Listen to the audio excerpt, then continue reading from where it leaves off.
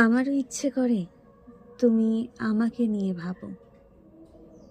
আমারও ইচ্ছে করে শুধু এইটুকুই, শুধু একটু সময় দাও। আমারও ইচ্ছে করে একগুচ্ছ গোলাপ এনে তুমি বলবে, এই নাও তোমার জন্য। বা আমারও ইচ্ছে করে আমার জন্মদিনে আগের দিন রাত্রে তুমি আমাকে সারপ্রাইজ দিয়ে বলবে, শুভ জন্মদিন।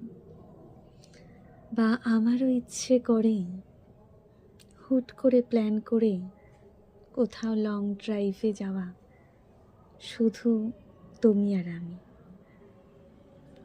এরকম অনেক ছোট ছোট ইচ্ছেগুলো হয়তো মেয়েদের মনের মণিকোঠায় জমা থাকে, আমরা বলতে পারি না। কটা পুরুষ এগুলো বুঝতে পারে বলুন তো? প্রেম আর বিয়ে দুটো আলাদা জিনিস। প্রেমে পড়লে পুরুষেরা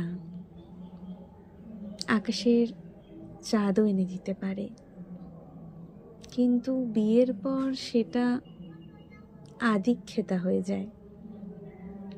বিয়ের আগে পুরুষেরা একগুচ্ছ গোলাপ এনে বলতে পারে, আমি তোমায় ভালোবাসি, কিন্তু বিয়ের পরে একগুচ্ছ থেকে একটি গোলাপও এনে আপনাকে বলতে পারবে না, আমি তোমাকে ভালোবাসি।